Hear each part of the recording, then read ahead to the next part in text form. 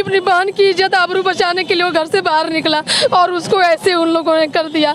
मैं अपनी उस माँ को मैं क्या जवाब दूँ? वो माँ पकड़ पकड़ के रो रही कि कब हम लोग को न्याय मिलेगा, क्या हमारे समाज के साथ ऐसे ही होगा? इसी हमारे बाबू का टोरा फेंक दिया मेरे को। पुलिस वाला फेंक दिया। पुलिस वाली टोरा फेंक दिया।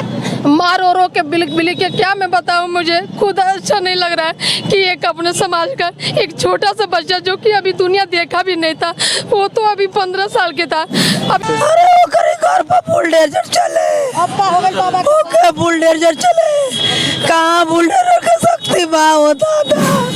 ये कहाँ होता है कि घर में से लड़कियों को बाहर घसीट के निकालता है और एक भाई उसकी इज्जत आबरू बचाने के लिए जाता है तो उसका गला दबा के मार दिया जाता है। और पोस्टमार्टम भी बिना परमिशन के ही करवाए मेरे भाई का। पोस्टमार्टम हुआ था, आप लोग वहाँ पे कोई नहीं था? कोई नहीं, मेरे घर वाले कोई भी नहीं गया था, छीन के जबरदस्ती उन्होंने लेकर गए। सुभाष चौक पे मौजूद हूँ, मेरे पीछे देख सकते हैं एक बैनर लगा हुआ है, अनिश्चितकालीन धरना प्रदर्शन हो रहा है यहाँ पे। साथियों, 2 नवंबर के दिन एक 15 साल मासूम बच्चे का जान ले लिया जाता है कुछ दबंगों द्वारा।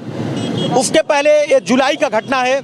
8 जुलाई के दिन एक बहन अपने घर से निकल के जाती है तो कुछ लोग कथाकथित उसको पकड़कर बलात्कार करने के इरादतन उसको घर में घसीट कर लेके जाते हैं, लेकिन रोती है, बिलखती है और अगल बगल में शोरगुल मचाती है। तो घर वाले और अगल बगल के लोग जुटते हैं और कहीं ना कहीं उसको वहाँ से छुड़ा कर ले जाते हैं। जब माँ रोती बिलखती प्रशासन के पास जाती है तो प्रशासन कहीं ना कहीं मुकदमा लिख देता है, लेकिन जो अपराधी है, जो गुंडा है, जो माफिया है, उनको पुलिस पकड़ नहीं पा रही थी।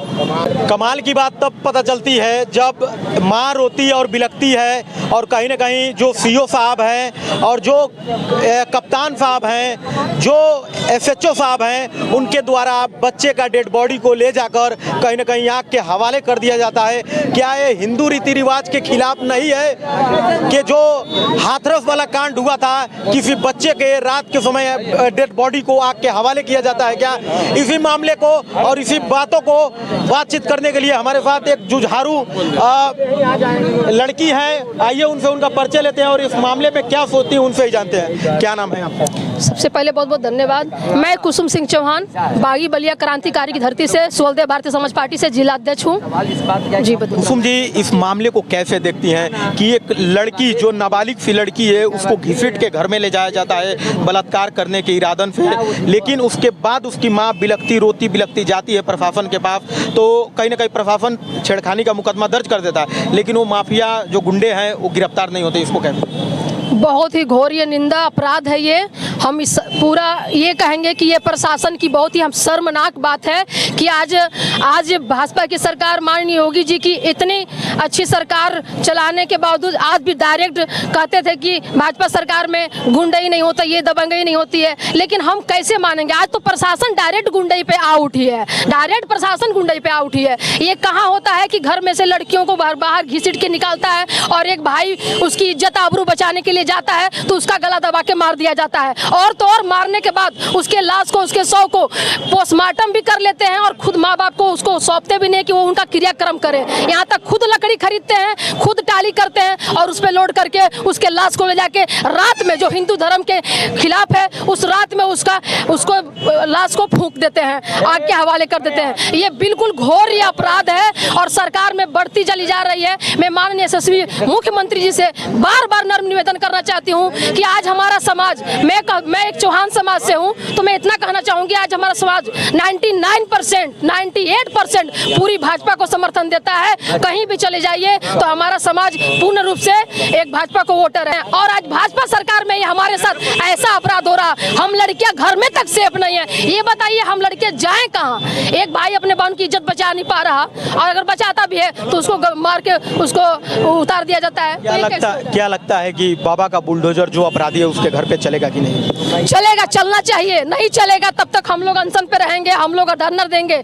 हम उसके परिवार के साथ, वो मेरा परिवार है, जहाँ भी है वो मेरा परिवार है। हम जाति की बात नहीं कर रहे हैं, हर जाति की बात कर रहे हैं। अगर हर लड़की महिलाओं के साथ ऐसा होगा, हम लोग समाज में उतरते हैं, समाज में राजनीति कर रहे हैं, अगर महिलाएं सेफ नहीं होगी तो हम लोग आगे कैसे बढ़ के अपना हक हिस्सा लेंगे? आज हमारा समाज हर तरह से पीछे है। क्यों? अगर महिलाओं को घर से ही घसीट जाएगा तो बताइए हम लोग सेफ कहाँ पे हैं? हम लड़ाई लड़ेंगे जब तक हम लोग को न्याय नहीं मिलेगी, जब तक ये बात माननीय योगी जी तक नहीं पहुंचेगी तब तक हम लोग चुप रहने वाले नहीं हैं। योगी की पुलिस जो कहते हैं योगी बाबा, आए दिन पुलिस इतना तेज तड़ाक है कि गुंडा माफिया चोर बदमाश प्रदेश छोड़ के भाग गए हैं और जो भी हैं वो सलाखों के पीछे हैं। इसको कैसे देखती हैं?